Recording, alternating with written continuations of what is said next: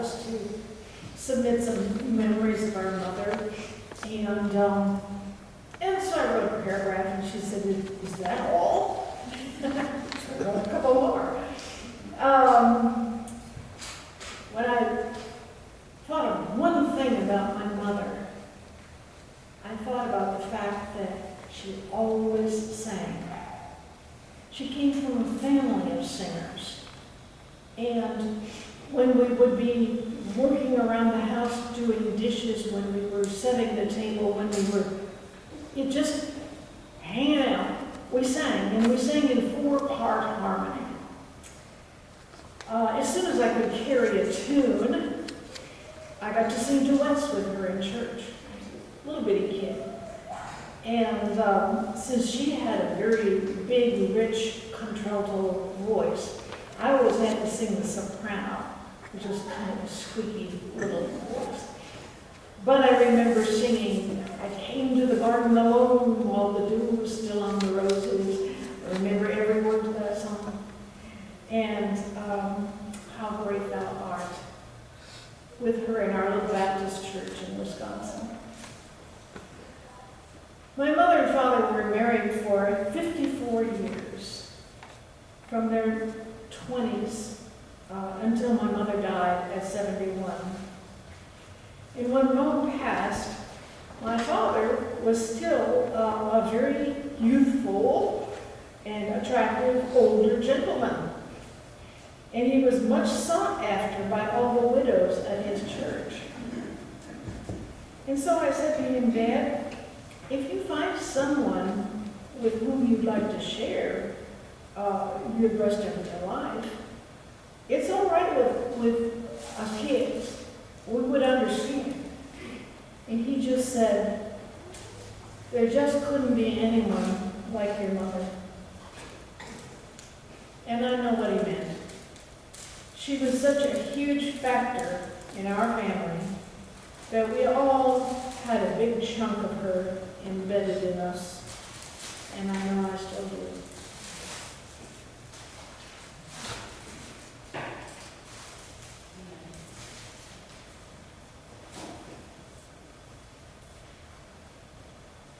Now we will hear from Leanne Williamson.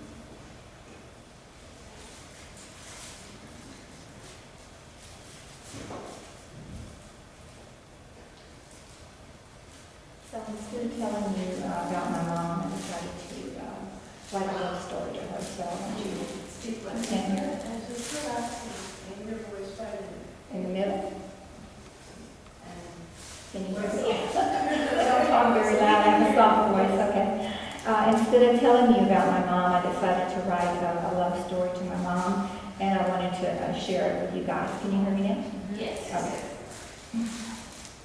I used to sometimes raise my voice to my children in my room, and the other teachers always said, "We never hear you raise your voice," because I have a low voice. In the beginning, I was mad, screaming and yelling at the top of my lungs as I was expelled from your wonderful warm womb. I first saw your blurry smile of adoration as I blinked through glazed and glassy eyes. You held out your hand, and my shaky little hand grabbed your fingers and held on tight. As we walked together, holding hands on life's path, we saw and shared stories of the stars, the moon, and the sky. We listened to the birds sing. Gentle breezes brushed our cheeks as we picked flowers together, and I wanted this to last forever.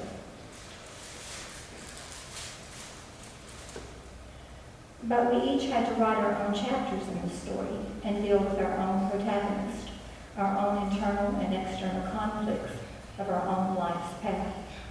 Sometimes disappointing each other, breaking promises to each other, but unconditional love always brought us back. In the end, you became tired, your eyes became glazed. You blinked and tried, but you could no longer share stories or see the stars and the moon in the sky. You could no longer hear the birds sing. You could no longer walk with me and pick flowers or feel the gentle breeze on your face.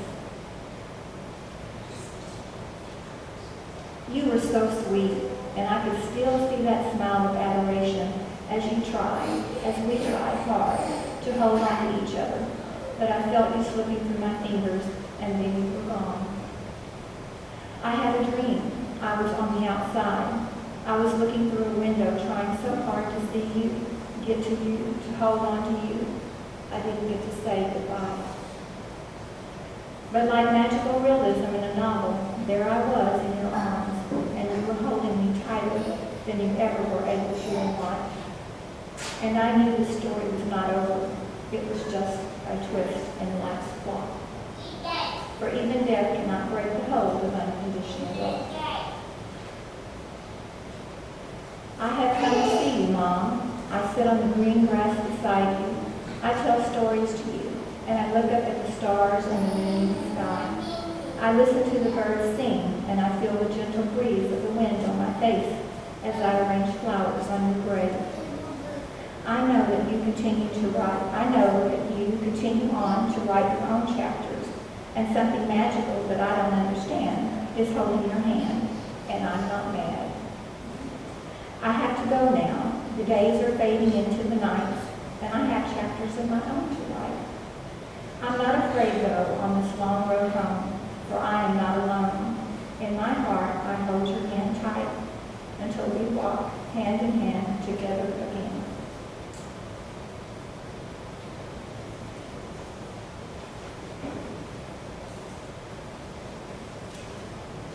I'm going to read what Sam Philpott wrote about his mother, Lynn, who many of you have known for a long, long time. My mother, Lynn Philpott. A little background on her life. She was born in 1929 on a farm near Plains, Georgia. She was the youngest of 4 siblings. They all struggled with farm life during the Depression. Lynn was a teenager when she left the family to work in Atlanta. Her mother told her, "There's nothing here for you," so off she went. It was there that she met my father, Sam, and they were married in 1949. Soon after, my brother, Steve, was born in 1950. I was born in 1951, and my brother, Mitch, in 1952. She then went about trying to civilize 3 little savages.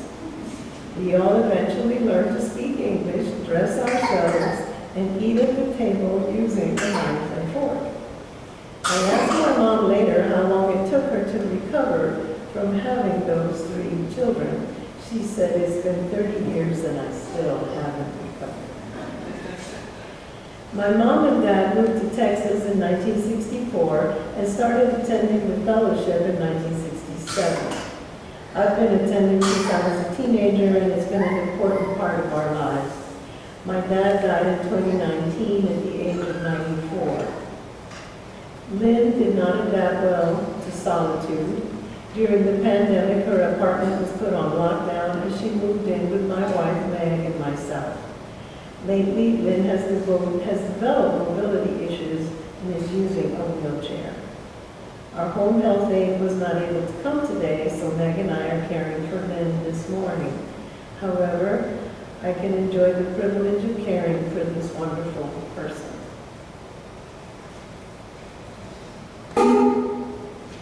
On this Mother's Day, I volunteered to speak because motherhood has been such a huge part of my life, and I wanted to share.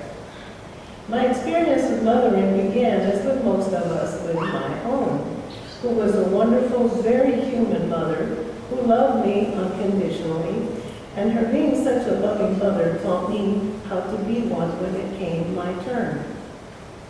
I am a mother of 4 adult children. Now I am observing my daughter being a mother of 2 adorable children, a 3-year-old boy and a 6-month-old girl. I'm filled with the richness of the experiences of having gone through what my daughter is going through now. The wonder, the exhaustion, the joy, the chaos, the profound love, the similarities and the differences between her situation and mine. My children were born in 1974, 1985, and 1990, a 16-year span full of cultural change that, as we know, as all that change has only continued to escalate in our current time, creates upheaval in our sense of who we are and what our identities and our functions are as members of society. These impact all aspects of human existence, especially such a central one as motherhood. I love being a mother. I adore my children. When they were little, I was always full of wonder at their openness, directness, and sweetness. I was determined to be the best mother I could be. However, I came of age right along with the women's liberation movement, so there was a built-in conflict from the get-go. I also wanted to have a career, and I wanted to get a degree. But it was hard to work in once I was married and my husband and I both had to work to make ends meet in New York City. When I became pregnant, I immediately turned to my mother to let her know that I really wanted her with me when it came time to deliver the baby. We were somewhat estranged at the time, and my mother was surprised that I wanted her there. There was nothing that made more emotional or psychological sense to me than having my mother initiate me into motherhood, which she did, bringing us both a great deal of joy. Once I held my baby boy, it was profound love at first sight. I also realized that being a mother was an absolutely essential and critical job, which meant I had to finish growing up, because this very vulnerable child was totally dependent on me and my good decision-making on his behalf. I had the great loving example of my mother, and that was my guiding light as I started out learning and trusting that I wouldn't make any irreparable mistakes. By the way, I have a firm belief that God has a special place in heaven for firstborn children. I continue to be astonished by the depth and the intensity of the love that sprang up in me for this baby. It was something like a psychic earthquake.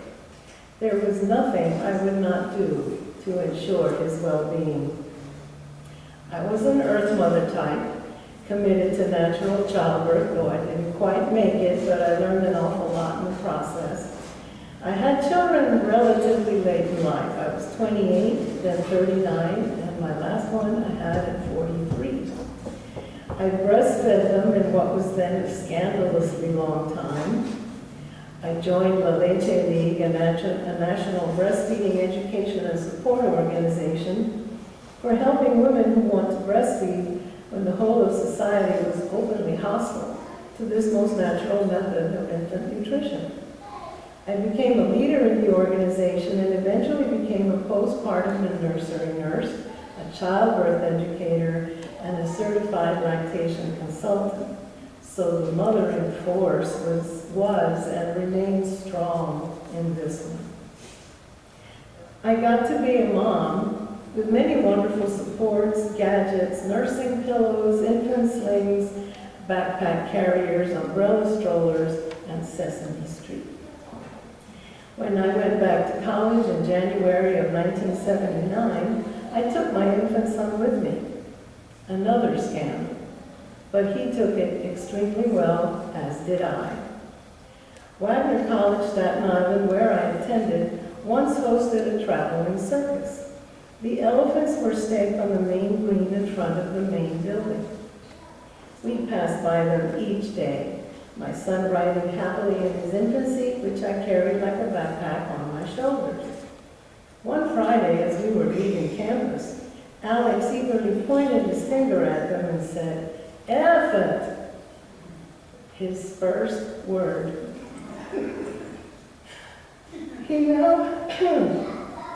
now has a doctorate in kinesiology, is a peer-reviewed science journal editor, and is a published author of 2 books.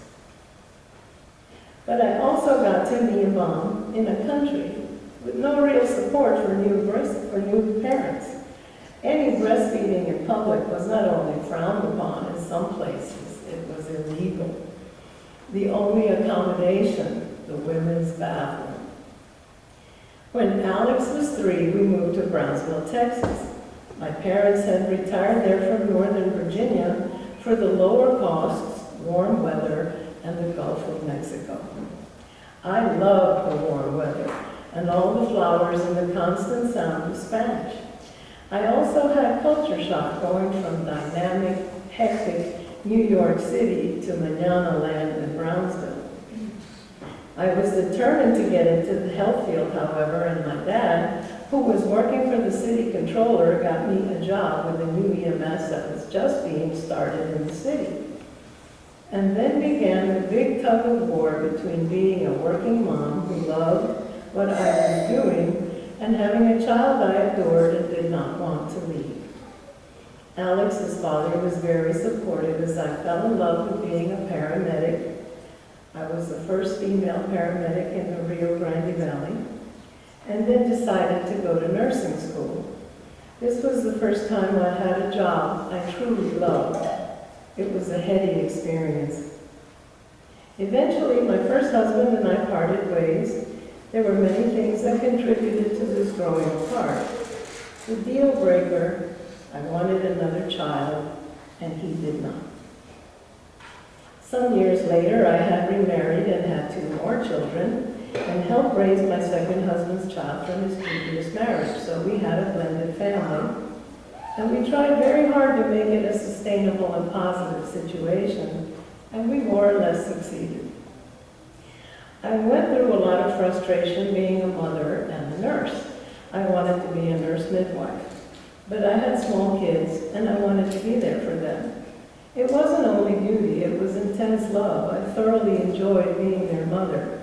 It was a joyous and profoundly fulfilling experience.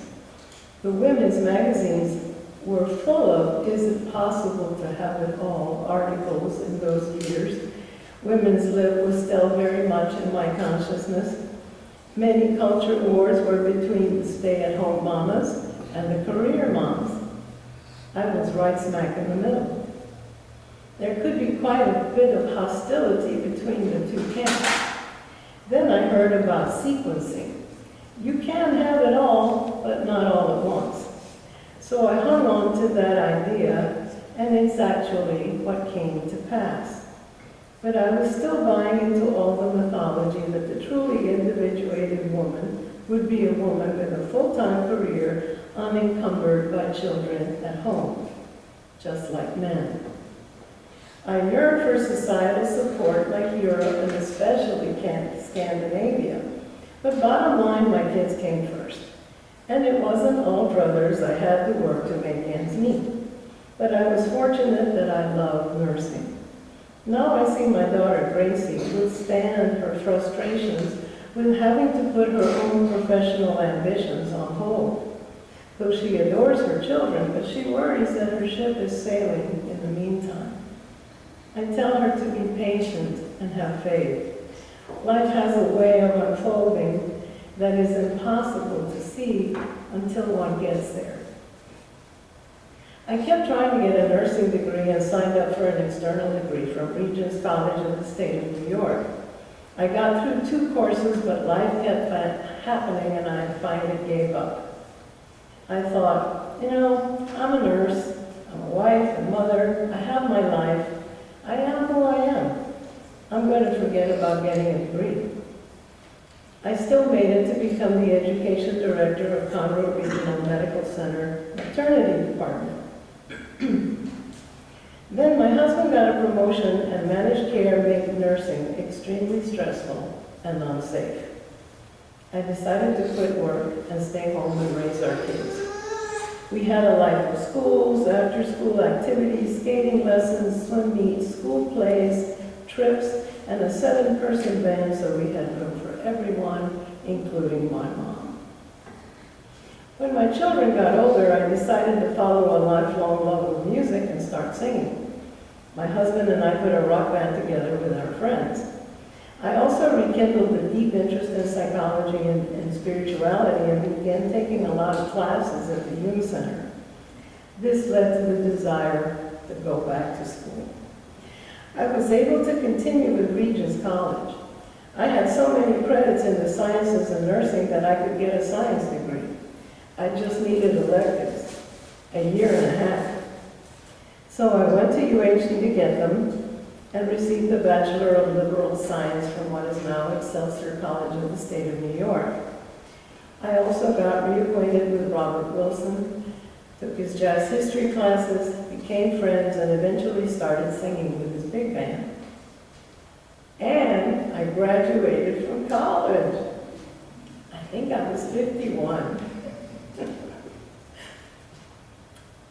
I became an elementary bilingual teacher. After 3 years, it was all I could take of the STAR test, but I was able to pass the certification exam for music and taught 6 more years as an elementary music teacher. Another extremely stressful but deeply satisfying career.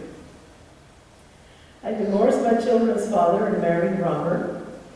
This was an earthquake in all our lives. My choice caused a huge rift with my boys especially. Although also deeply hurt, my daughter never turned away from me.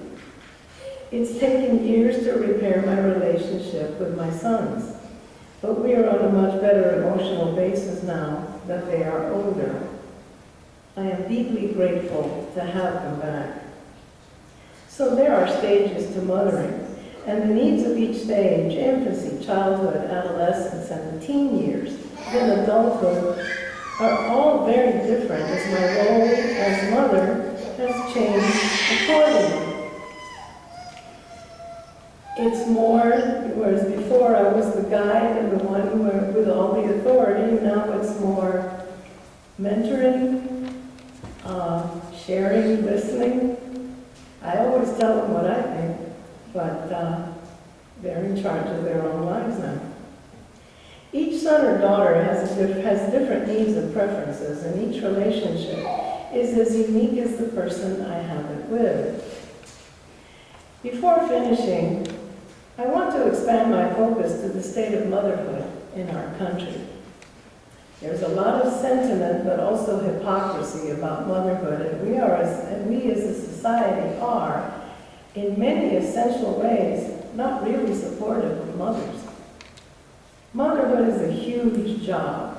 It happens in all aspects of a woman's being. Physically, her body makes this new being from her very own material. It comes into being in her deepest recesses. It alters her body. A pregnant woman is hormonally and chemically very different from her non-pregnant state. The new being impacts mom's emotions and psyche, and that's just the beginning. Once a baby is born, the way nurture planned it means a prolonged external gestation, nurtured and held by mother until it can at least walk on its own. And it's still years away from independence, unlike most other mammals, which reach maturity much more quickly. Out of 193 countries in the United Nations, only a small handful, 7 to be exact, do not have paid parental leave, a law. New Guinea, Suriname, a few South Pacific island nations, and, drum roll please, the United States. We are also 13th in maternal mortality among industrialized countries as of 2022. That's a disgrace. And that's not to mention the nightmare that we are now in since the overturning of Roe v. Wade. It's past time to do better by our women and mothers. So, in closing, we all have different realities. And the starkness that I just finished talking about has not visited my life. I did have trouble trying to balance everything, but I've been very, very, very fortunate and very blessed. And so what I want to do is just point out really what a difficult and critical and wonderful job being a mother is. If you are a mother, kudos to you, and take all the pride that you want for job well done. And if you have a mother, tell her.